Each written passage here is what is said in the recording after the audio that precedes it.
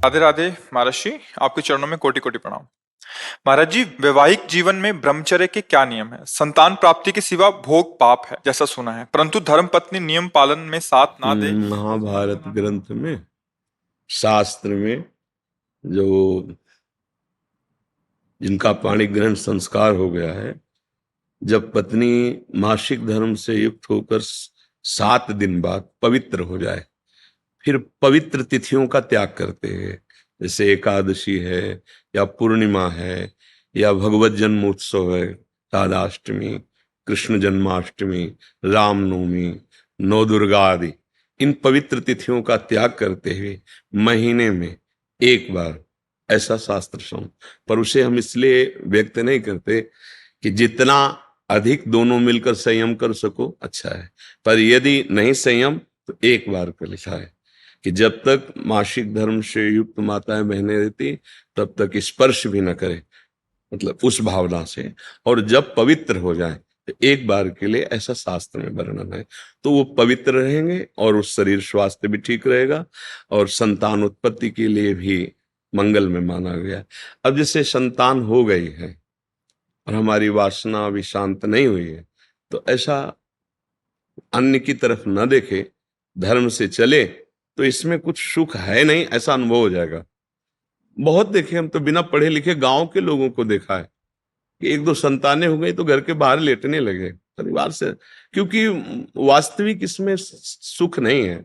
हमारा जो मन है जिस सुख की चाह कर रहा है, आप खुद देखो, गृहस्थ हो आप लोग, आपको हर बार एक नई तृष्णा जगती है, एक नया चाव भोगने का होता है, वो चिंतन के कारण। ऐसे इस शरीर से नहीं तो इस शरीर से, इस प्रक्रिया से तो नहीं इस प्रक्रिया, और उन प्रक्रियाओं को, उन शरीरों को भोगता है, पर फिर भी एक नई तृष्णा, मतलब सुख नहीं मिला। नहीं तो ऐसा ना जैसे हम प्यासे पानी मिल जाए तो हाँ भाई तृप्ति हो गई, जैसे केवट जी कह रहे हैं अब कछुनाथ न चाहिए मोरे। तो हमारा जो मन सुख मांग रहा है, वास्तविक वो सुख निरंतर वाला मांग रहा है, जिसमें दुख का लेश न हो और आनंद ही आनंद हो। अब हमारा ज्ञान के कारण चिंतन बदल गया, हम देहाभिमान भाव से हो गए कि मैं पुरुष हूं। अब हमारी मांग 5 ज्ञानेंद्रियों और मन के सहित, मना खष्टान इंद्रियाणी प्रकृति स्थान कर सकती। अब वो प्रकृति से सुख चाहने लगा, हर इंद्रिय हमारी प्रकृति भोग में, और इसका नाम भगवान ने गीता में रखा है दुखालयम अशाश्वतम। तो हर भोग का अंतिम परिणाम खाली हाथ, अशांति और भारी भोग तृष्णा। जो जितना भोगता है उतना ही कामी होता जाता है। जैसे आग में घी डालते रहो तो बढ़ेगी ना, ऐसे भोग तृष्णा है। तो अपनी भोग तृष्णा हम पूरी त्याग नहीं सकते, इसलिए हमारे को प्रवृत्ति मार्ग मिला है, गृहस्थ धर्म, पाणिग्रहण संस्कार, धर्म पूर्वक पत्नी को स्वीकार करके दोनों एक दूसरे की मनोवृत्तियों को मिलान करें, धर्मयुक्त, अर्थात एक दूसरे से प्रेम बनाए हुए आजीवन, अन्य दूसरे का कैसी भाव से। तो जितना अधर्माचरण होगा उतनी वासना बढ़ती चली जाएगी, और जितना धर्माचरण होगा तो धर्म के प्रभाव से वासना शांत होती चली जाएगी। तो इसीलिए व्रत नियम लगा दिया गया कि आपने जो पाणी ग्रहण किया है बस उसमें, और उसमें भी 1 महीने में एक बार, जो हमने शास्त्रों में पढ़ा कि मासिक धर्म के 7 दिन, 7-8 दिन तक बिल्कुल नहीं, और जब वो पवित्र हो जाए तब फिर ऐसा करें। ऐसा अभी परसों ही वो चीजें हम सुनाते इसलिए नहीं है कि भ्रष्टाचार बढ़ा हुआ, कौन धर्म की बात मानेगा। गर्लफ्रेंड बॉयफ्रेंड, आज ब्रेकअप, दूसरे के साथ, फिर कल उससे, ये क्या है, ये क्या है? ये संस्कार है हमारी नई पीढ़ी के। इस पर इसलिए हमारा बिल्कुल, हमारा हृदय जल जाता है। आप लोग क्या कर रहे हो अपने जीवन के साथ? खिलवाड़ कर रहे हो। जब तुम ऐसे हो फिर पाणी ग्रहण करोगे तो तुम्हें प्रीति होगी अपने पति से, तुम्हें प्रीति होगी अपनी पत्नी से, तुम्हारा भाव बनेगा? बिल्कुल नहीं बनेगा। पूरी गृहस्थी चौपट, पूरा हमारा जीवन चौपट हो जाएगा। नई नई चाट लग गई है। हम कई बार उदाहरण में दिया है कि यदि आपका होटलों में खाने का अभ्यास बन गया ना, तो घर की रसोई अच्छी नहीं लगेगी। ध्यान रखना, अगर एक पत्नी से चलोगे व्रत लेकर धर्म से, एक सीमा, और धर्म की पूर्ति के लिए संतान उत्पत्ति क्रिया, और बाद में निवृत्त होकर भगवान को प्राप्त करना। अगर आप व्यभिचार करेंगे तो इतनी आसक्ति बढ़ जाएगी, अब आप लोगों को क्या बताना है। अवस्थाएं हो रही, पर मन की दशा को देखो क्या है। पैसा है तो आप पैसे के बल से कौन सा व्यभिचार कर रहे हैं, आप देख लो ना, अपने जीवन को देख लो, हमें क्या बताने की जरूरत है। क्योंकि हम तो शास्त्र के इशारे को देखते हैं कि अगर मन भगवान में नहीं लगा तो तुम चाहे 90 वर्ष के हो, वही मन मांगेगा जो जीवन भर मांगा है। तुम्हारी वासना तुम्हें जलाएगी, भ्रष्ट करेगी, नीचे गिराएगी। इसलिए भाई अब हमारा तो इस विषय में बोलने की हिम्मत ही नहीं रह गई है। हिम्मत तो तब हो ना जब आपके आचरण पवित्र हो। 20-25 तक पहुंचते पहुंचते आपने अपना सर्वनाश कर दिया अन्य क्रियाओं से, अन्य वासनाओं से। कैसे बताए, कैसे बताए, कैसे तुम पवित्र होगे, कैसे तुम्हारा जीवन पवित्र, कैसे गृहस्थ धर्म तुम्हारा वो अपनी तरफ, आप अपनी तरफ, ये गृहस्थी है। अरे दोनों एक, चाहे दुख आवे चाहे सुख आवे, बाहु से बाहु मिला करके आगे बढ़ते हुए धर्म पूर्वक, तो संतानें पवित्र उत्पन्न होंगी, समाज में आप सुख वर्धन करने वाले बनेंगे। नहीं आपस में एक दूसरे से विरोध होगा और फिर तो बच्चा समय तो ऐसा आ रहा है कि अब धर्म ग्रंथों में जो लिखा हुआ वो लिखा हुआ ही केवल है।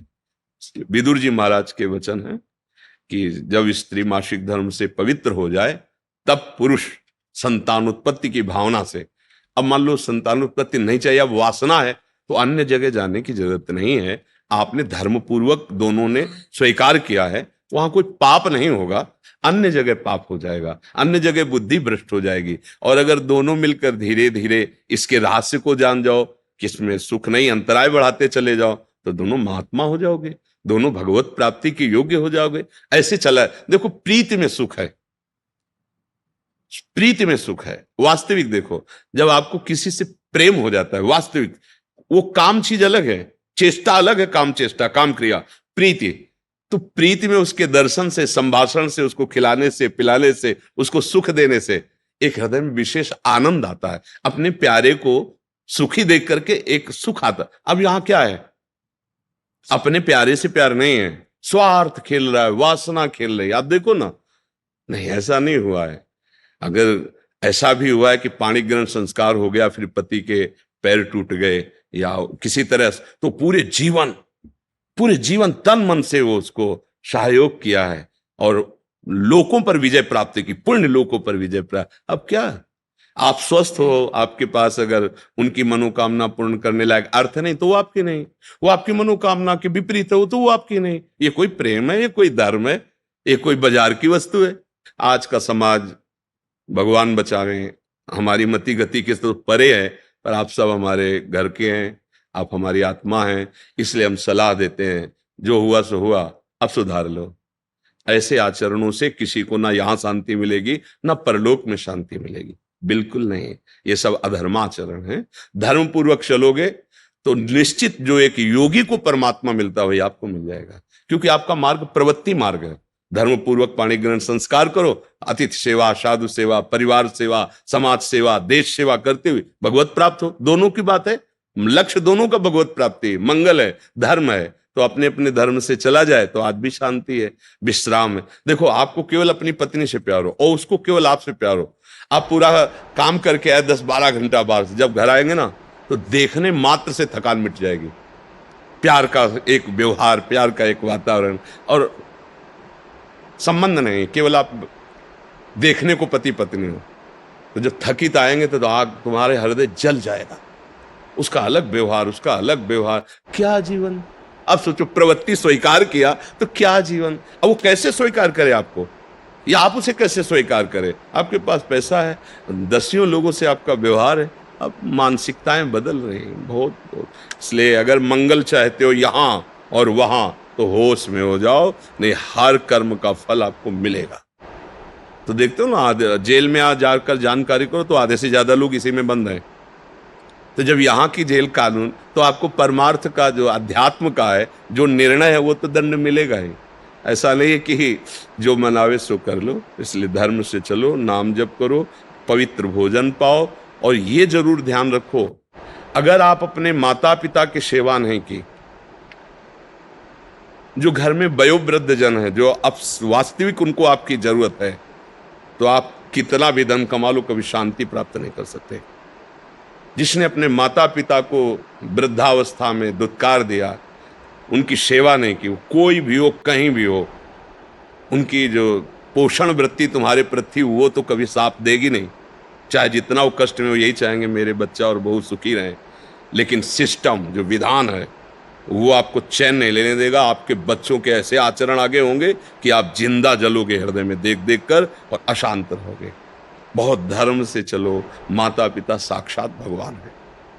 कैसा प्यार दिया है यार, मेहनत करके एक एक पैसा जोड़कर ट्यूशन पढ़ाया, पढ़ा लिखा, अब नौकरी मिल गई, और वो जो पूरा जीवन आपके लिए, अब वो आपको खटकने लगे हैं। नहीं, नया ब्याह किया, देश विदेश घूम रहे हो, उनको पानी की जरूरत है, खवाने पियाने की जरूरत, छोड़, कभी शांति नहीं मिलेगी। माता पिता की सेवा, हाँ धन कमाओ, खूब कमाओ, पढ़े लिखे हो, धर्म पूर्वक, पर नियम ले लो। अगर ब्याह ना हो तो ब्रह्मचर्य रहो, किसी को स्वीकार करो। भोग वासना है तो ब्याह स्वीकार करो, और जिसको स्वीकार करो, फिर अगर वो विपरीत भावना से निकल जाती है तो राधा राधा राधा तेरा मार्ग लग, मतलब मेरे भाग्य में विषय सुख नहीं है, अब मैं निश्चिंत होकर अपने माता पिता की सेवा करूंगा, जैसे भी बनेगा जीवन निर्वाह करूंगा, असत आचरण नहीं करूंगा। अगर फिर कहीं संयोग बन जाता है तो फिर उसे धर्म से स्वीकार कर लो, चलो कलयुग है, फिर स्वीकार। अधर्म आचरण नहीं, व्यभिचार फिर भी नहीं, क्योंकि वो तुम्हारी दुर्गति कर देगा। व्यभिचारी को कभी शुभ गति नहीं होती। और आज शौक है इस बात का, ये नरक की सर्टिफिकेट है।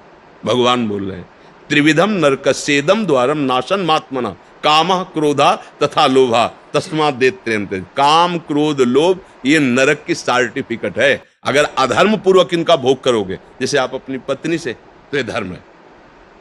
अगर अधर्म पूर्वक आप पत्नी से भी अपने अधर्म पूर्वक राक्षसी भाव में आ जाएं तो आप दंड के अधिकारी, यहां भी नहीं अधिकारी, वो जाके शिकायत करे तो आप ये कानून दंड देगा ना। पत्नी है पर आपने राक्षसी प्रवृत्ति का अगर प्रयोग किया तो यहां भी दंड है, तो आप भागवतिक दंड से कैसे बच जाएंगे। बहुत सावधानी से। काम क्रोध मद लोभ सब नाथ नरक के पंथ, ये पैसे के बल से, प्रभाव के बल से व्यभिचार प्रवृत्तियों में उतरना मानो नरक की सर्टिफिकेट। तुम्हारे कर्म तुम्हारे ऊपर लागू हो जाएंगे। आप भले सुधर गए हो, पर वो जो बोया है उसको काटना पड़ेगा।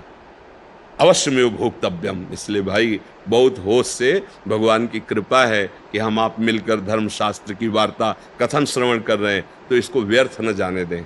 अभी तक जो भूल हुई, अब आगे हम संभाल लें। अगर आगे संभाल लेंगे ना तो सड़ा गोदाम पीछे करके नया माल लगा दो, वो खत्म हो जाएगा। ये नया है, मंगल कर देगा।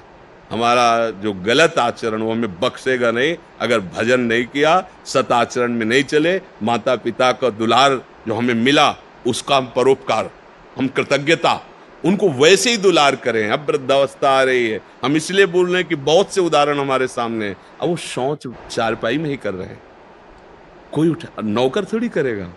नौकर तो क्या बर्ताव करता है, आपको जैसे आपको दुलार उन्होंने किया था, अब अवसर आया है, आप दुलार कर लो, निश्चित मंगल हो जाएगा। लोक परलोक सब बन जाएंगे। धर्म से चलो, नाम जप करो।